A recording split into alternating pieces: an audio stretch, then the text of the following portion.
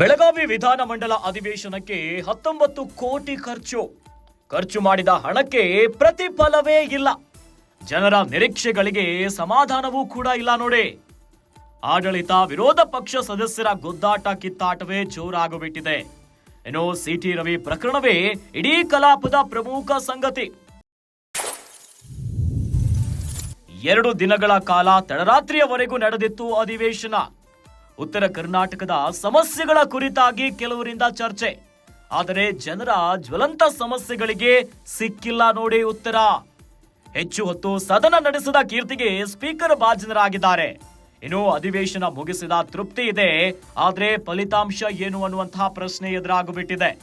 ಬೆಳಗಾವಿಯಲ್ಲಿ ಡಿಸೆಂಬರ್ 19ರಂದು ಆರಂಭವಾಗಿರುವಂತಹ ವಿಧಾನಮಂಡಲದ ಚಳಿಗಾಲದ ವಿಶೇಷ ಅಧಿವೇಶನ ಡಿಸೆಂಬರ್ 19ಕ್ಕೆ ಸಿಟಿ ರವಿಯವರ ಅವ್ಯಾಚ ಶಬ್ದ ಪ್ರಯೋಗದ ಪ್ರಹಸನದೊಂದಿಗೆ ಒಂದು ಫುಲ್ ಸ್ಟಾಪ್ ಅನ್ನ ಕಂಡುಬಿಟ್ಟಿದೆ. ಒಟ್ಟು 9 ದಿನಗಳ ಕಾಲ ಅವಧಿಗೆ ಎಷ್ಟು ಖರ್ಚಾಗಿದೆ ಗೊತ್ತೇನೋ? 19.3 ಕೋಟಿ ರೂಪಾಯಿ. ಆದ್ರೆ ಇದರಿಂದ ರಾಜ್ಯದ ಜನರಿಗೆ ಏನು ಲಾಭ ಆಗಿಬಿಟ್ಟಿದೆ ಅನ್ನೋ ಪ್ರಶ್ನೆಗಳು ಎದುರಾಗ್ತಾ ಇದೆ. ಚಳಿಗಾಲದ ಅಧಿವೇಶನವನ್ನ ಬೆಳಗಾವಿಯಲ್ಲಿ ಮಾಡಿರುವಂತ ಬಹಳ ಪ್ರಮುಖ ಕಾರಣ ಇರುವಂತದ್ದು ಉತ್ತರ ಕರ್ನಾಟಕದ ಜನರ ಸಮಸ್ಯೆಗಳನ್ನ ಆಲಿಸಬೇಕು, ಉತ್ತರ ಕರ್ನಾಟಕದ ಅಭಿವೃದ್ಧಿ ಕಾರ್ಯಗಳನ್ನ ಅಲ್ಲಿ ಮಾತನಾಡಬೇಕು, ಚರ್ಚೆ ಮಾಡಬೇಕು, ಒಂದಿಷ್ಟು ಬೆಳವಣಿಗೆಗಳು ಆಗಬೇಕೆನ್ನುವಂತ ನಿಟ್ಟಿದೆ. ಆದರೆ ಜನರ ನಿರೀಕ್ಷೆಗಳಿಗೆ ಸಮಾಧಾನವೂ ಕೂಡ ಇಲ್ಲ. ಈ ಬಾರಿ ಸಿಟಿ ರವಿ ಪ್ರಕರಣವೇ ಇಡೀ ಕಲಾಪದ ಪ್ರಮುಖ ಸಂಗತಿ ನೋಡಿ. ಆಡಳಿತ ಮತ್ತು ವಿರೋಧ ಪಕ್ಷದ ಸದಸ್ಯರ ಗುದ್ದಾಟ ಮತ್ತು ಕಿತ್ತಾಟವೇ ಜಾಸ್ತಿ ಆಗಿದೆ. ಜನರ ನಿರೀಕ್ಷೆಗಳಿಗೆ ಸಮಾಧಾನವೂ ಇಲ್ಲ. ಇನ್ನು 19 ಕೋಟಿ ರೂಪಾಯಿ ಖರ್ಚಾಗಿದೆ.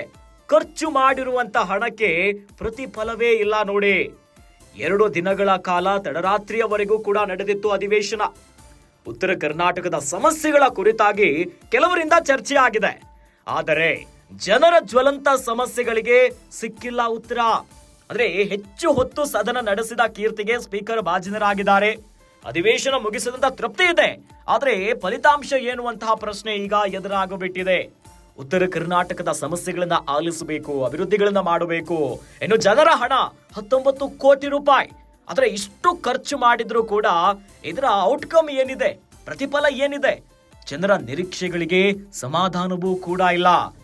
ಆಡಳಿತ ಪಕ್ಷ ವಿರೋಧ ಪಕ್ಷಗಳ ಸದಸ್ಯರ ಈ ಗುದ್ದಾಟ ಕಿತ್ತಾಟ ಮಾತಿನ ಚಕಮಕಿಯಲ್ಲೇ ಮುಗಿದು ಬಿಡ್ತಾ. ಹಾಗಾದ್ರೆ 2 ದಿನಗಳ ಕಾಲ ತಡರಾತ್ರಿಯವರೆಗೂ ಕೂಡ ನಡೆದಿತ್ತು ಅಧಿವೇಶನ.